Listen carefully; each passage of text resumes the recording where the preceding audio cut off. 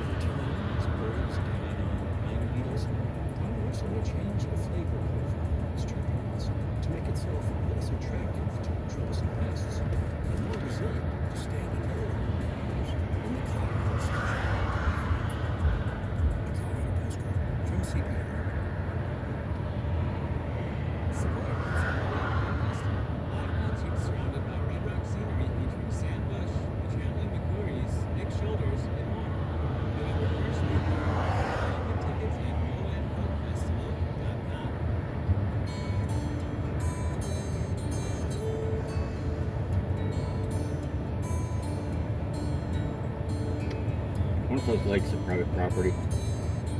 Huh? That one of these lakes are private property. Property the owned Steel Land Ford Mining Company, Trapper Mining Company.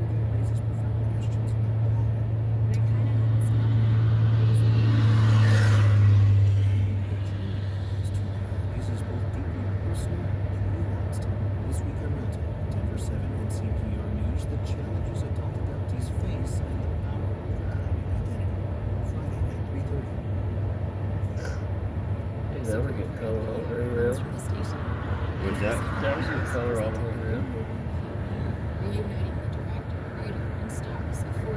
It's gone from behind us though.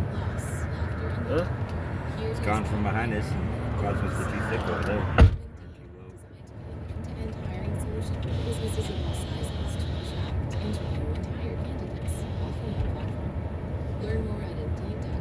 Losing that cone look.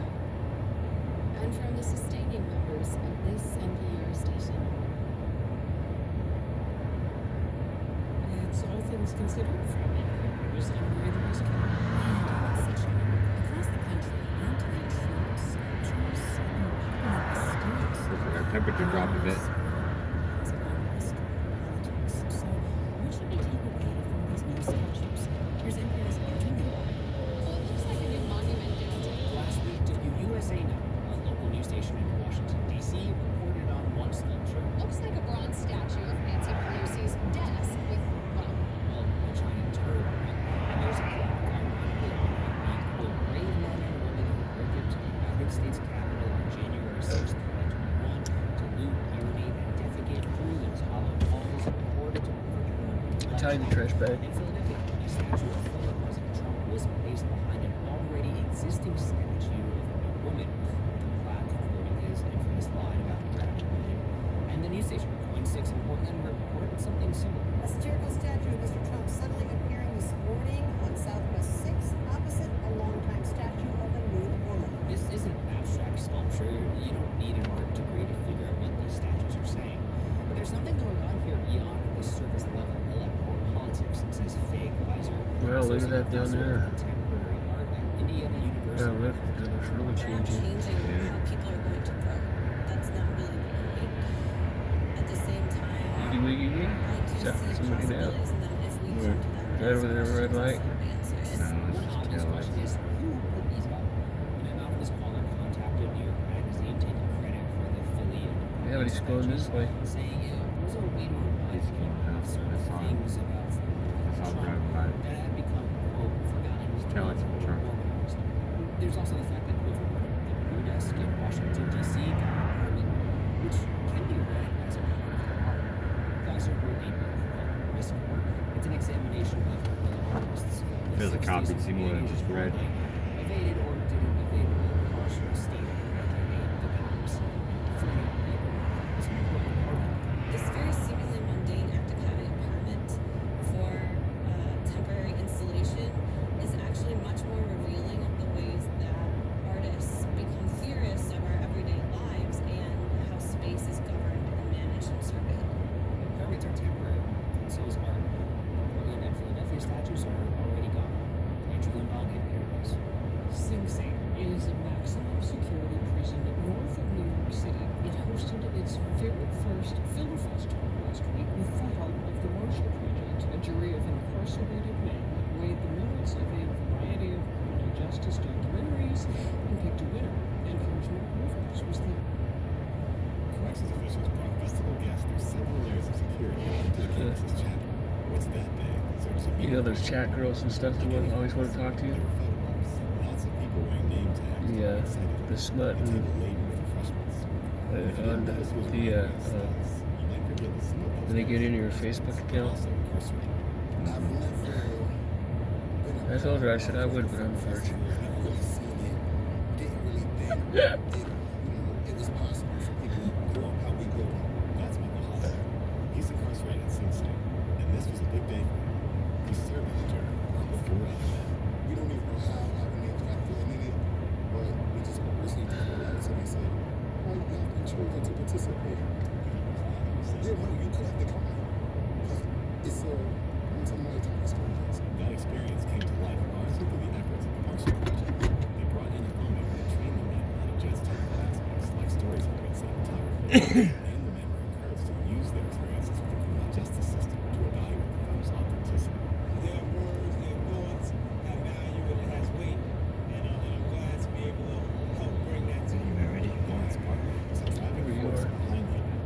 Bartley himself had been incarcerated I'd like to see what happens when you drop just a little bit more. He joined the I was thinking that where he creates Huh? video journalism. I was thinking that too. I just wanted to get bored. Shines a light on I'm bored in the last half hour. It's okay. Huh? Hopes and dreams and wants just like everyone else. One of the selected documentaries was For Our Children, with centers women seeking justice for their sons who have been victims of police brutality. Almost like a fire right there.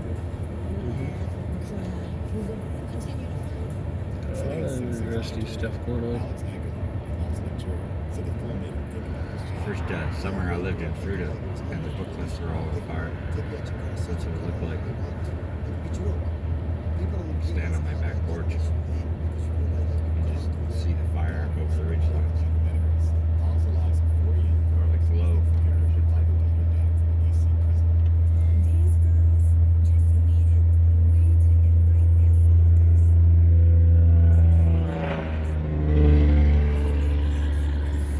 It's like that to drive that thing all night. Hmm? It's like to drive that thing all night. Wouldn't fall asleep, that's for sure. You with anybody else in the road. This one that was noisy in the cab. Maybe. I hear some rumble. Experience watching the films and discussing them. You drive it out with the stereo. For me, it therapeutic and a little bit healing, and it helped me develop my social skills, everything. Keep to myself. Oh, we got really loud gate break too. We got a lot of tickets. Sing Sing Festival was inspired by the first ever film festival for incarcerated men, held at San Quentin State Prison earlier this month.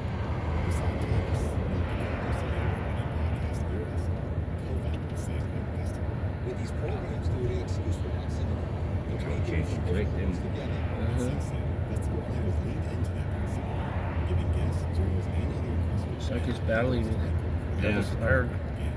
the light we put out. Some of those men took the chance to address top prison officials.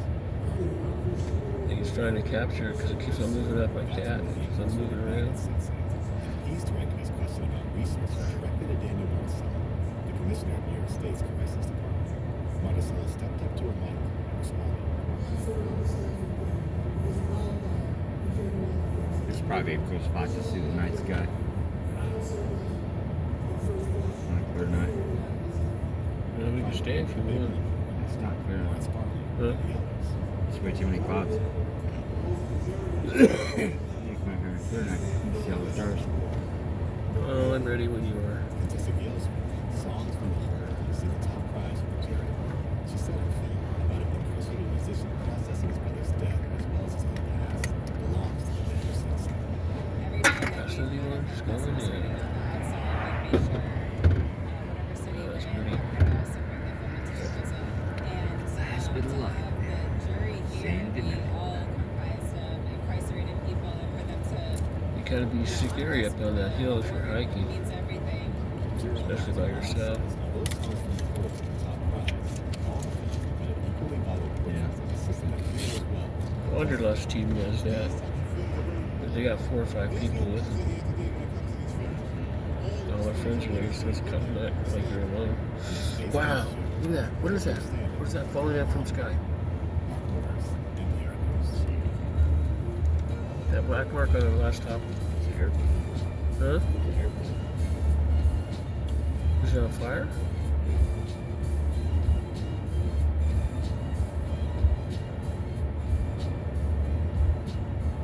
This is NPR News.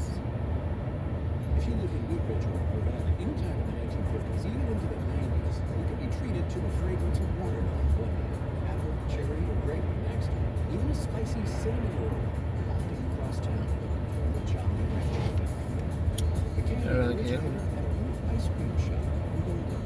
Customers lined up around the block for a bowl of creamy, ranch-made ice cream, but sales were slow in the winter, so owners Bill and Dorothy Pearson began making chocolates and experimented with hard candy, and those bite-sized flavors evolved into the iconics of Jolly Rancher. Soon, hungry hordes were on the way. The candies were made and handed out every day was on the clean. But production quickly outgrew that bar, so operations moved to the plant in Woodbridge. Wow, that's a shock. What's that? Going from the bright sun and everything else Yeah, in the dark. back into the dark. See nothing but the headlights.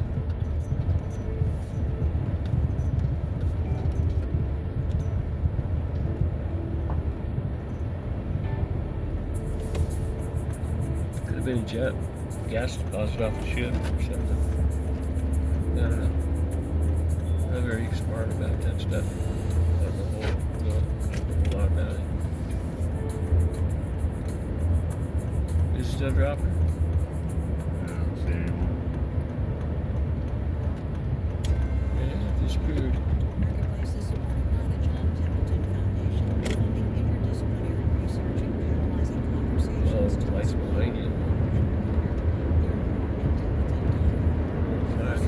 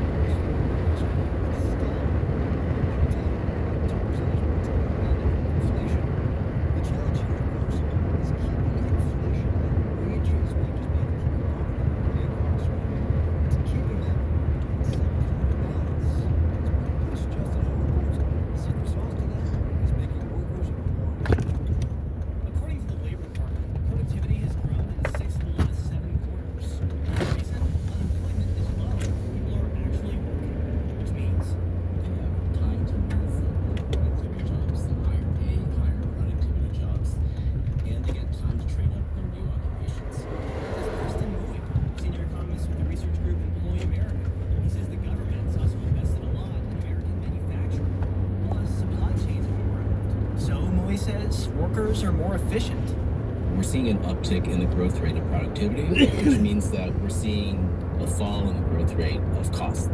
And that means businesses have fewer reasons to raise prices, and that bosses can pay their workers more. This is basic, obviously a very basic building block of how we would think about sustainable wages over time. That's Tim Dewey, chief U.S. economist at SGH Macro Advisors. He says this is how the Federal Reserve thinks about sustainable wage growth. Earlier this month, Fed Governor Christopher Waller said wage growth could sit comfortably at around 4% or even more because productivity keeps growing. As long as productivity is high enough, then it will be sustainable. And it will not. Yeah, that counted with 7 But days. it's not a given that productivity will keep growing. Sara Lee, senior economist at Wells Fargo. How many days is it? Productivity is very volatile on a quarter-to-quarter or even year-to-year basis.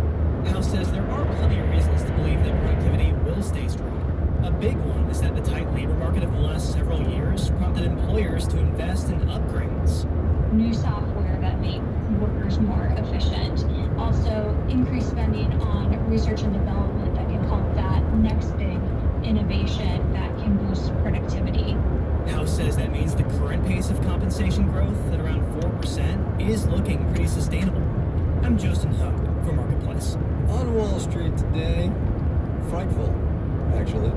We'll have the details when we do the numbers.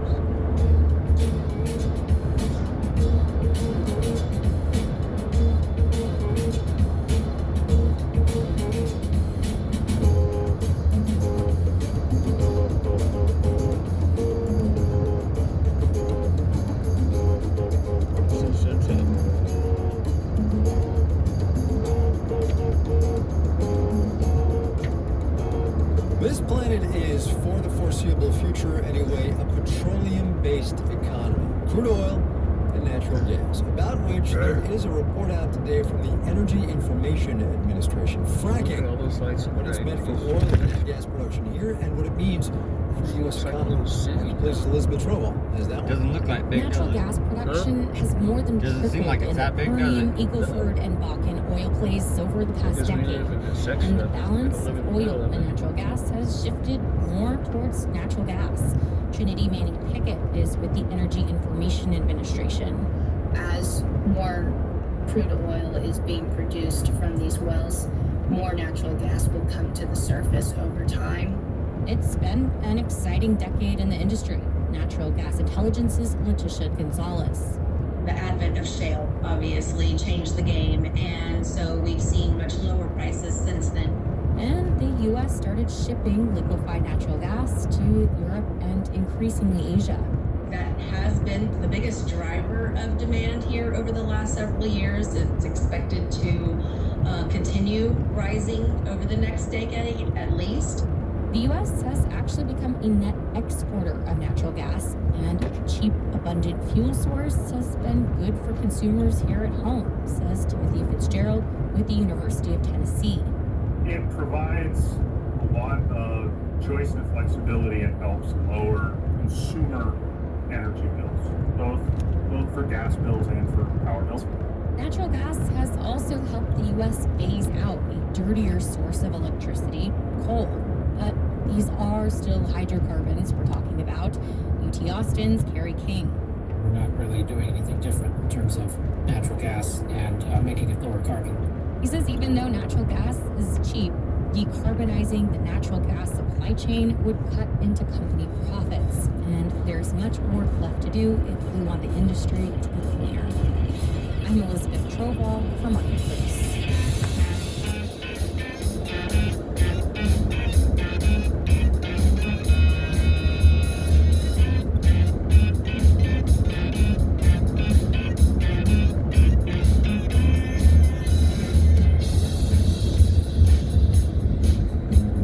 Project 2025. You've heard of it by now, one imagines. The 920-page offering from the Heritage Foundation and alumni of the Trump White House. A guide for what a second Trump administration should do across all areas of government. Immigration, education, law enforcement. Also, how the federal civilian workforce should be organized. Specifically, something called Schedule F. We will spare you the details of how Schedule F would change the Civil Service Reform Act of 1978. Suffice it to say, it would turn tens of thousands of government workers currently afforded civil service protections into political appointees who serve at the pleasure of the president. That would be a change, a big one. And to understand why it matters, you've got to understand how we got it. So the first thing I want you to do, and Nancy, you get to go first, is tell me history at Santa Clara University. And if you're asking, please feel free to call me Nancy if that's what you're asking. That's Mark. All right. I will try to remember. I don't always get that. You might get a man people that work for the political. They're just talking about people that work politically. All right. Yeah. Mark, what about you? Sure. Well, I'm Mark Summers. I teach at the University of Kentucky. Yeah, but it And starts you can call me somewhere. Mark. That would suffice. Historians, both specialists in the Gilded Age, the late 1800s, and the politics of that time. I want one of you to tell me about the spoils system, what it was and how it came about. Nancy, you want to do it? Sure. So the spoils system got that name. It was derived from the phrase, "To the victor belong the spoils," by New York Senator William Marcy. And he was referring to the victory of Andrew Jackson in that election of 1828. Basically, the idea is that the spoils systems gives federal jobs to political supporters, family and friends of the winning administration. So you get a job in the federal government not because you're qualified, but because it's a payoff for your support. Mark, how bad was it? And they're stopping. You know, not being qualified is one thing, but just getting something because you're somebody's cousin or nephew, that's a whole other thing. Well, it wasn't bad. It was worse, actually. I mean, people that have a good loyalty, sure, they can actually be competent. They can be able. But ultimately, if you're giving people jobs because they've got out the vote or they've made sure to provide the money for it, well, what you're doing is you're hiring people that are going to be working as clerks that don't know how to write or can't figure out which end of the pencil goes on the paper. You're going to be choosing people that are going to be feathering their nest. Political appointees have been a part of government forever, of course, as they are today. Yeah. What made the spoils system different was the jobs at every level of government were handed out as favors until they weren't. Wow, look at it. Mark, get me to 1883, the Pendleton Civil Service Act of that year. Sure. How did we get there? It's tricky how we got there. I'd say to start out with, already by the end of the Civil War, the government has, comparatively speaking, ballooned in size. I mean, there's more and more places that need post offices, right?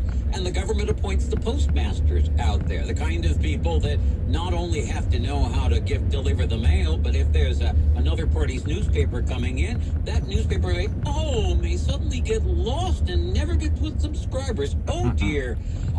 That kind of thing. A number of people began to argue that we need to have a system of hiring government Really? You're not even going to fucking based stop? on What an merit. asshole. You know how I say sometimes history matters? Here's why. James Garfield is elected president in 1880. I see him, baby. I'm just trying to fuck 4 with him. months after his inauguration. Garfield is killed by an office seeker who didn't get a job. Charles Guiteau, who felt he was owed a job for his work getting Garfield elected. Because Norman Flanders and the successor, Chet Arthur, they decide they've got to put through this Democratic proposal